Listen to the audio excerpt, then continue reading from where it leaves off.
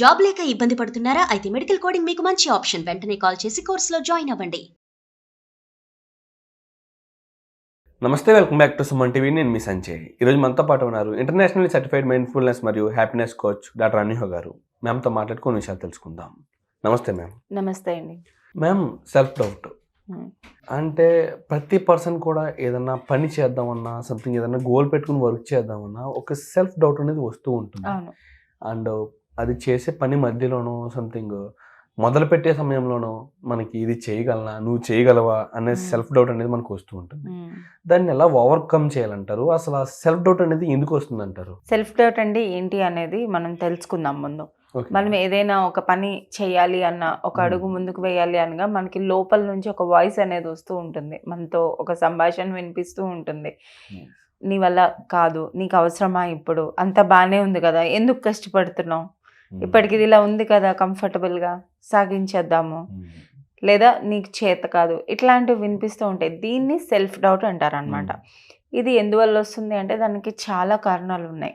ముఖ్యంగా చిన్నప్పటి నుంచి కూడా మనం పెరిగే విధానం, కంపారిజన్ అనేది. ఇప్పుడు ఉదాహరణకి ఇంట్లో ఇద్దరు పిల్లలు ఉన్నా కూడాను పెద్దవాడిని చూసి చిన్నవాళ్ళు నేర్చుకోమని చెప్పి, అక్కని చూసి తమ్ముడిని నేర్చుకోవాలని చెప్పి, ఏదైనా చిన్న అంటే ఇంటెన్షనల్గా కాకపోయినా కూడా తెలియకుండా ఆ కంపారిజన్ అనేది వచ్చేస్తూ ఉంటుంది.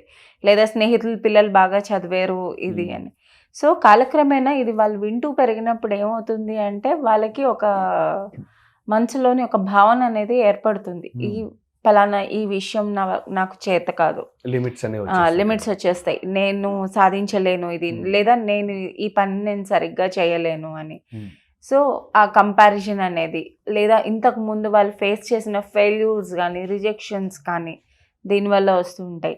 అన్రియలిస్టిక్ గోల్స్ అనమాట. అంటే చాలా పెద్ద పెద్దవి సాధించేద్దామని పెట్టుకొని దానికి సరైన ఒక ప్లానింగ్ పద్ధతి లేకుండా, సరైన టైం అనేది ఇవ్వకపోవటం వల్ల అది అచీవ్ చేయలేరు. సో అది ఎప్పుడైతే ఫెయిల్యూర్ అనేది ఫేస్ చేస్తారో సెల్ఫ్ డౌట్ అనేది వస్తుంది. ఫియర్ ఆఫ్ ఫెయిల్యూర్ వల్ల కూడా సెల్ఫ్ డౌట్ అనేది వస్తుంది. ఒకవేళ నేను ఫెయిల్ అయిపోతే నలుగురిలోని నా పరువు పోతుంది అని, ఇట్లాంటి ఈ సందర్భం కూడా ఎక్కువగా కారణం అవుతూ ఉంటుంది అనమాట. సో దీన్ని ఎలా ఓవర్కమ్ చేయాలి అనేది, మైండ్ఫుల్నెస్ని యూజ్ చేసి ఎలాగ ఓవర్కమ్ చేయొచ్చు అనేది తెలుసుకుందాం. ఫస్ట్ ఏంటంటే అవేర్నెస్ అంటే ఏంటి? అవగాహన. ఎప్పుడైతే ఈ సెల్ఫ్ డౌట్ మీలో వస్తుంది అనేది మీకు అవగాహన రావాలి. అంటే ఎలాంటి సందర్భాల్లో వస్తుంది, ఎలాంటి విషయంలో వస్తుంది, ఎవరితో అయినా సంభాషించాలంటే వస్తుందా, లేకపోతే కొంతమందికి స్టేజ్ ఫియర్ కూడా ఉంటుంది కదా, సో అట్లాంటి అప్పుడు వస్తుందా, మీ భయాలు ఏంటి, ఏ సమయంలో వస్తుంది, అది మనం అబ్జర్వ్ చేసుకోగలగాలి. ఏ టైంలో మనకు సెల్ఫ్ డౌట్ వస్తుంది. సో ఎప్పుడైతే మనకి అవగాహన అనేది వస్తుందో మనకి రీజన్ అనేది తెలిసిపోతుంది కదా, సో మనం దానిపైన వర్క్ చేయొచ్చు. సెకండ్, చాలా నెగిటివ్ థాట్స్ వస్తూ ఉంటాయి. సో ఈ వస్తున్న ఈ నెగిటివ్ థాట్స్ని మనం ఛాలెంజ్ చేస్తాం. ఎలా ఛాలెంజ్ చేస్తాం? దాన్ని ఆపోజిట్గా చెప్తాం. అంటే ఉదాహరణకి మీతో మీరు ఎలా మాట్లాడుకోవాలి అంటే, మీ స్నేహితులు ఎవరైనా బాగా క్లోజ్గా ఉన్న స్నేహితులు కానీ ఒకవేళ అదే సంగతి మీకు చెప్తే మీరు ఎట్లా వాళ్ళకి చెప్తారు? ఏం పర్వాలేదు, నువ్వు చేయగలవు, నీ వల్ల అవుతుంది, మోటివేట్ చేస్తూ ఉంటాం. ఇట్లా చాలా లవింగ్గా, కేరింగ్గా వాళ్ళతో మాట్లాడుతూ ఉంటాం. సో మనతో కూడా మనం అలాగే సంభాషించుకోవాలి. అండ్ మన మైండ్కి, సబ్కాన్షియస్ మైండ్కి ఒక ప్రూఫ్ అనేది కావాలి. సో అది ఏదైతే నెగటివ్గా చెప్తుందో, నీకు ఒకవేళ నీ వల్ల చేత కాదు, నువ్వు చేయలేవు అని ఏమైతే చెప్తుందో, మీలో ఉన్న ప్లస్ పాయింట్స్ అన్నీ రాసుకోండి, మీరు సాధించిన విషయాలన్నీ రాసుకోండి. సో ఎప్పుడైతే మనం అట్లా రాసుకుంటామో మన మైండ్కి కూడా ఒక ప్రూఫ్ ఉంటుంది అనమాట. సో మనం ఇక్కడ ఏం చేస్తున్నాం, అట్లా చేయడం వల్ల మన మైండ్ని కూడా ట్యూన్ చేస్తున్నాం. అంటే మనం సాధించిన విషయాలంటే ఏ విషయాలు రాయాలంటారు? చిన్న చిన్నవి, ఉదాహరణకి ఆ రోజుకైనా రాసుకోవచ్చు. అదే చెప్తున్నాను, పెద్ద పెద్ద విషయాలు అవసరం లేదు, చిన్న విషయం. ఉదాహరణకి మీరు రోజు నిద్ర లేచే సమయం కన్నా ముందు లేచారనుకోండి, అది కూడా ఒక గెలుపే కదా. మీరు ఆఫీస్కి టైంకి వెళ్ళగలిగారు అంటే అది ఒక గెలుపు. ఒక రోజంతాను మీరు ఎవరిపైన కంట్రోల్ చేసుకొని మీరు రియాక్ట్ అవ్వకుండా రెస్పాండ్ అయ్యారంటే అది కూడా గెలిపే కదా. సో మీకు వస్తున్న నెగటివ్ థాట్ని బట్టి దానికి ఆపోజిట్గా రాసుకుంటారు అనమాట. ఇంకా ఎఫర్మేషన్స్ యూజ్ చేయడం. ఎఫర్మేషన్స్ అంటే పాజిటివ్ సెంటెన్సెస్, అయిపోయినట్టు కాకుండా ప్రెజెంట్ టెన్స్లో రాసుకుంటాం. ఫర్ ఎగ్జాంపుల్ ఉదాహరణకి చెప్పాలి అంటే, మీకు నేను ఈ పని చేయలేదు అని వచ్చింది అనుకోండి, లేదా ఇవాళ ఒక మీటింగ్ ఉంది మీకు, మీరు ఆ మీటింగ్లోని మీరు ఏదో ప్రెజెంటేషన్ చేయాలి, మీరు చేయలేరు అని అనిపించింది అనుకోండి, సీనియర్స్ అందరూ ఉన్నారు, వాళ్ళ ముందు ప్రజెంట్ చేయాలి అంటే మీరు ఏం చేస్తారు? ఎఫర్మేషన్ చెప్పుకుంటారు. ఏంటి చెప్తారు?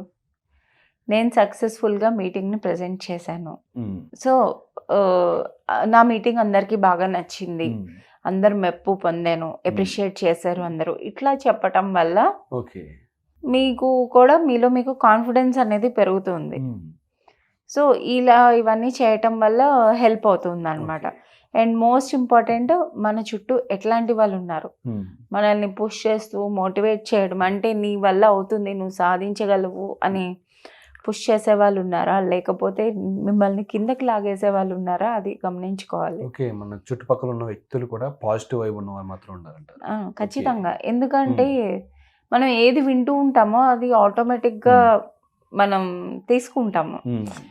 ఫర్ ఎగ్జాంపుల్ డైట్ అంటారు కదా, డైట్ అంటే మీరు తీసుకున్న ఫుడ్ ఒక్కటే కాదు, మీరు చూస్తున్న అంటే ఎట్లాంటి వార్తలు చదువుతున్నారు, ఏం ఛానల్స్ చూస్తున్నారు, ఏంటి మాటలు వింటున్నారు, అన్నీ కూడా మీ బాడీలోని ఏం వెళ్తున్నాయో లోపలికి అన్నీ కూడా డైటే. Okay, not only food. అంటే మనం వినే మాటలు, చూసే పనులు, ఇవన్నీ కూడా చేసే పనులు అన్నీ కూడా ఒక డైట్ అంటారా? అన్నీ.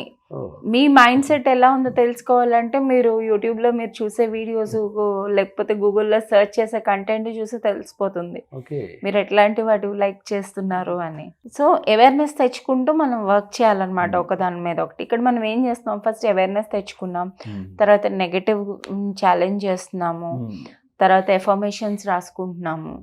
ఇట్లా అన్నీ చేయటం వల్ల హెల్ప్ అవుతుంది. మీ చుట్టూ ఉన్న పీపుల్తో చేంజ్ చేసుకుంటున్నారు. అండ్ చిన్న చిన్న పనులు కూడాను సెలబ్రేట్ చేసుకుంటున్నాం సాధించినవన్నీ.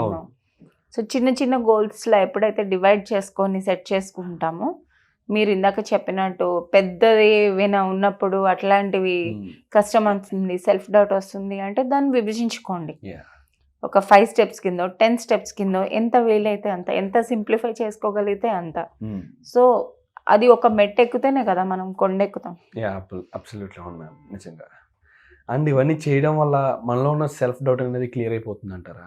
ఖచ్చితంగా. క్లియర్ అయిపోవడం అంటే యాక్షన్స్ ఉండాలి.